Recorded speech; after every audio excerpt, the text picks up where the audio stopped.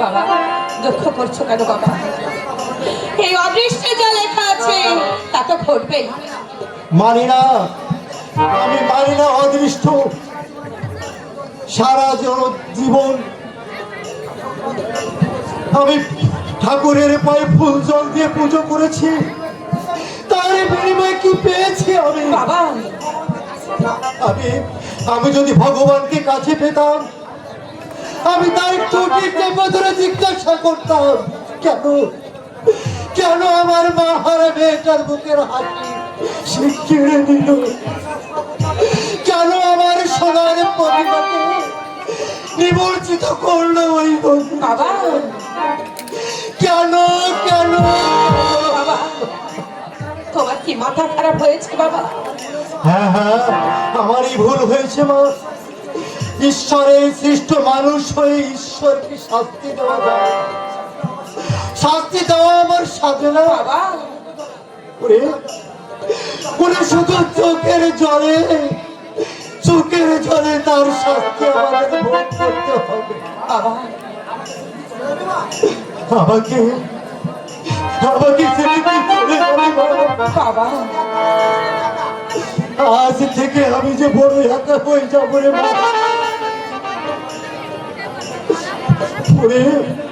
আমার পাশে থেকে দুঃখের সময় তুমি কে আমাকে সান্ত্বনা দেবে মা?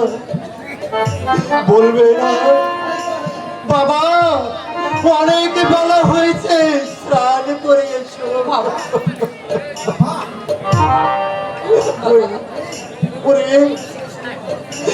তোকে ছেড়ে এই শূন্য পুরীতে আমি কি নিয়ে থাকবো রে মা? কেমন করে আমি বাঁচবো? বাবা আমি জানি আমাকে ছেড়ে থাকতে তোমার খুব কষ্ট হবে, কিন্তু কিন্তু কান্না করে কি হবে বাবা? তবে তবে জানো বাবা, সবকিছু না কেমন যেন তাড়াতাড়ি ঠিক হয়ে গেল। আমি যাওয়ার আগে হরিণ মাকে বলে যাবো বাবা, তোমাকে যেন ঠিক দুটো রান্না করে দেয়। তুমি কিন্তু সময় মতো খাওয়া দাওয়া করবে না, শরীরের প্রতি একটু অযত্ন করবে না। অলকদা ফিরে এসে যদি জানতে চায়, তাকে বলো, তুমি তাকে বলো তার দুর্বা মারা গেছে।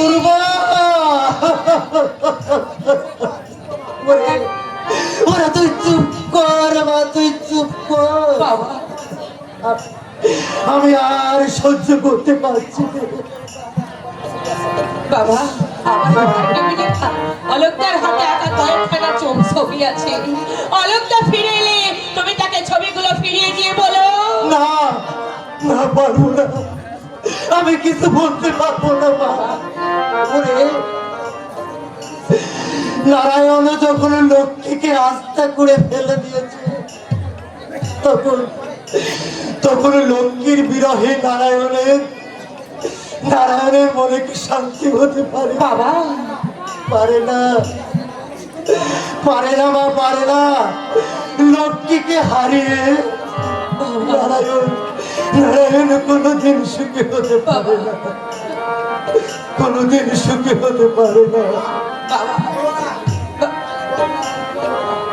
বলো না রে মা, বলো না, লক্ষ্মী নারায়ণের মিলন কোনোদিন হলো না।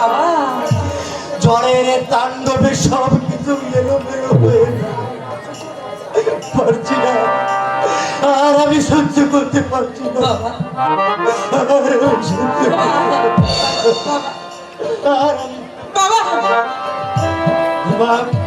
তাহলে সামনের লগ্নে এই কথাটা মনে থাকে যেন। আপনি যেমনটা চাইবেন তেমনটাই হবে।